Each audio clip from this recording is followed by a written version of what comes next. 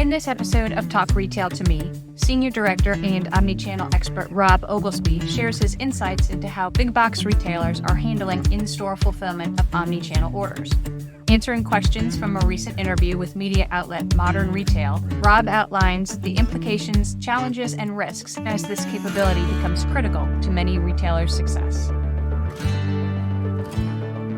Thank you so much for hopping on a call with me. I am so excited to talk more about big box retail and store fulfillment methods. How would you describe the basic idea behind using stores as fulfillment centers? Kind of a pretty complex question because there's a lot that goes into it. First and foremost, it's a way to get closer to the customer. So with stores being obviously around the corner from where customers live, being able to use the store as a fulfillment center reduces significantly the travel time to get from the location of the inventory to where the customer is, which also reduces costs.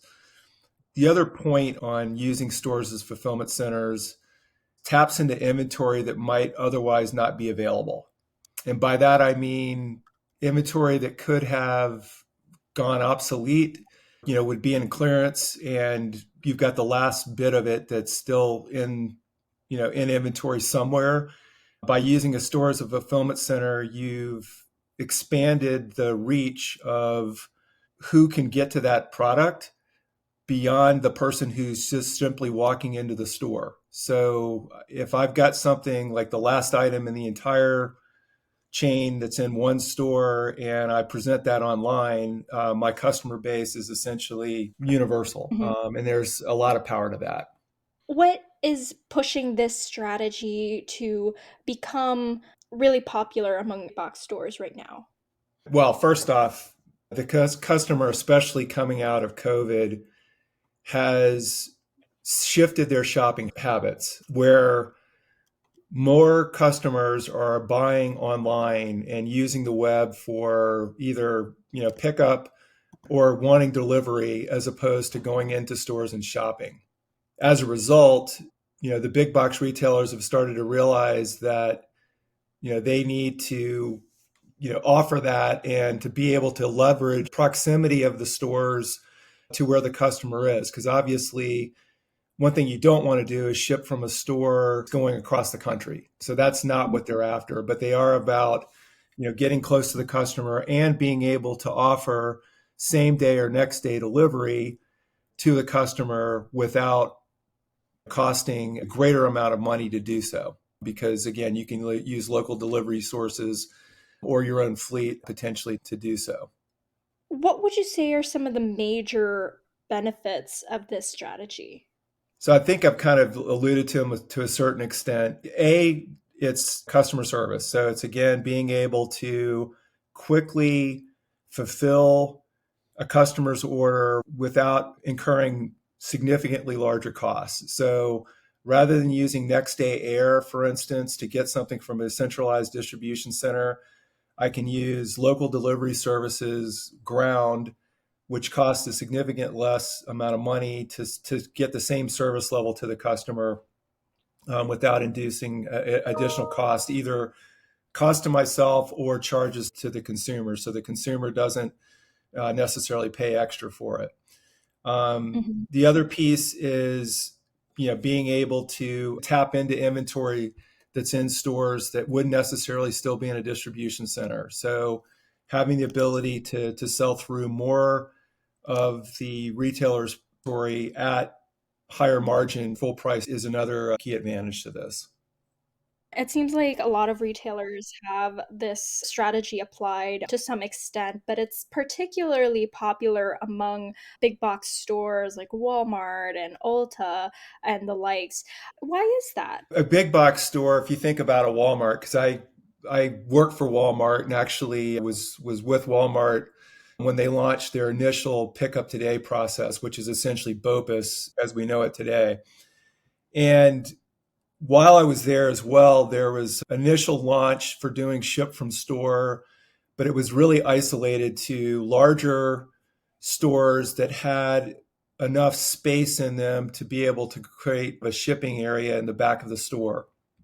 And it was again, the concept was the proximity to the customer, being able to what's called zone skipping, and to be able to still satisfy a customer and to use capacity in that store to do so.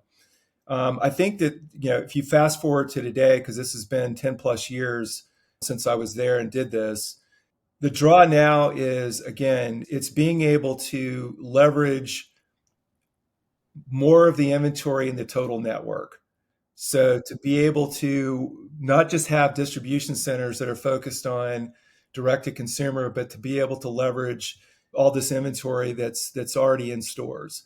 And the way Walmarts are structured in particular, or these big box retailers are structured, is now they've turned to resources within the store. They're pretty much dedicated to filling online orders, whether it's buy online, pick up in store, today type of thing, or it's a ship to. And both of those can be, tightly integrated with each other to basically move the product from the sales floor, from the back room, depending on where the product is, into an area where it can be quickly packaged and shipped out to the customer. I haven't seen it in the back rooms recently, but I have to believe that what's happened is they've taken a portion of their back rooms and continue to extend them to be shipping centers, which is part of what the challenges were early on. So it gets into an operational design opportunity as well. With these stores essentially having like a dual identity as a store and also a fulfillment center, is that the same case with the employees as well? Are they becoming both warehouse workers and store associates? Well, early on, it was like that, especially if you go into stores today that are starting to do a lot more of this. You pretty much see people whose full-time job is online fulfillment. So it's definitely been a role shift or a role definition. Going back 10 plus years ago when I was involved in the implementation of Pickup Today at Walmart, it was somebody on duty to do the job on a Mhm. daily basis. So they were handed a handheld that had an alerting system on it. They knew what the process was, and they would get an order that pinged them, and they would go out and pick the order and bring it back to the back room and stage it and do all the steps so that the customer knew that they could come pick up their item. Mhm. Today, the process has grown significantly. Well, the demand has grown substantially, and as a result, the retailers have had to really focus more energy on labor in the stores to actually execute these activities. How can retailers save money through this type of fulfillment method? Well, therein lies part of the problem because obviously online fulfillment clearly costs more to the retailer. Mhm. There's no question about it. So, again, what you'll notice is they're putting a lot of emphasis on optimization of what happens in the store. And again, if you walk some of these stores and you observe, just as a consumer, what you'll see is they've got specialized carts. They've got a process to be able to pick multiple orders at once. So they're getting moved through the store in a very organized fashion so that they're able to simultaneously fulfill 6 orders at a time, for instance.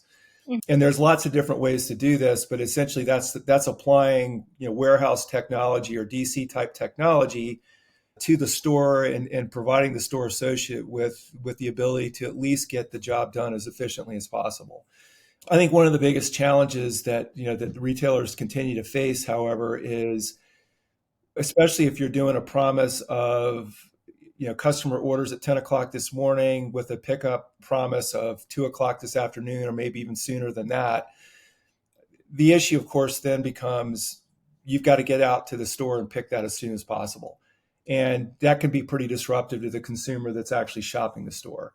So I think that's a challenge that retailers are facing. And I think that there's likely to be kind of continued shifts as this becomes more and more of a norm, in certain stores where they might actually start to take more of the product and put it in the back room so that you don't have this disruption, or at least be able to leverage more of what's going on in the back room to potentially alleviate at least the disruption and to make things more efficient for the pickers to pick. And what would you say are some of the risks or challenges of this type of strategy? Well, I don't know if I'd call it a risk. I think it's, again, the challenge is how do you keep two things happening? Number one, the consumer that's shopping the store happy and not feeling stepped on, if you will. I think the other big risk, too, that I haven't really mentioned yet is it costs a certain amount of money to get product from the distribution center or through the supply chain all the way to a store.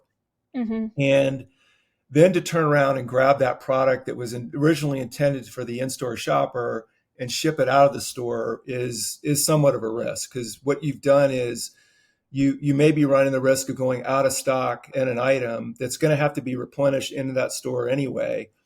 And I think those are some of the key things that that need to be taken into account when deciding to send an order to a specific store that's going to be shipped, as opposed to going for pickup. Because obviously, if the item is going to be picked up at curbside or inside the store, then the consumer pretty much made a choice on where that inventory had to be.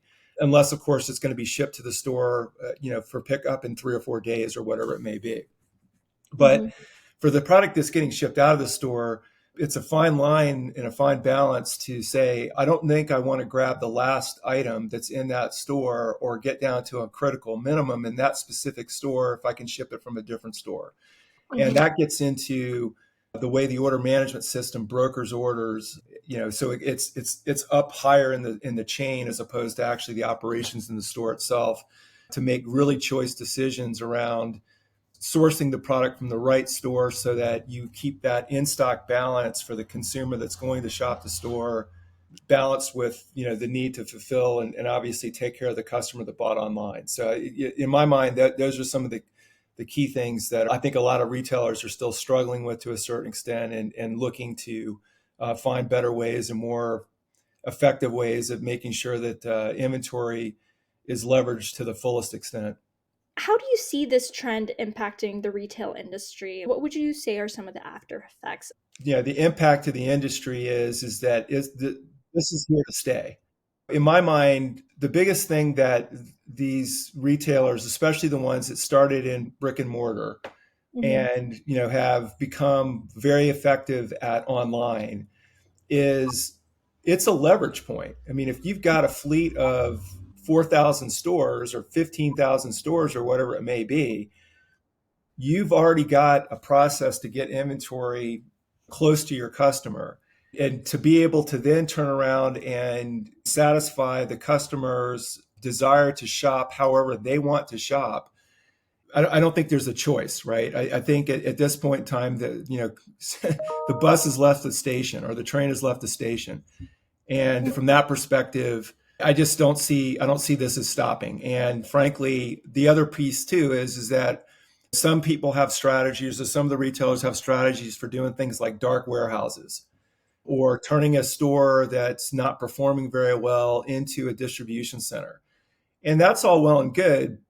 But at the same time, you're now taking inventory and continuing to split it. And in my mind, this is allowing you to sort of have the best of both worlds, where you're able to still satisfy a customer who's walking into a store that wants something right now or needs something right now, whether it's a meal they're preparing for later on this evening, or a part that broke that they need a replacement, or something to that effect that could have happened. The customer is looking for their way to shop, and retailers have to respond to that. That's a wrap for this episode of Talk Retail to Me. If you have questions related to today's topic, please visit our website at parkeravery.com to learn more and to contact us. Also, we'd love it if you shared Talk Retail to Me with any of your colleagues. It's streaming on all the major podcast platforms, and the videos are available on our YouTube channel. For more Parker Avery industry expertise and advice, be sure to follow us on LinkedIn and Twitter.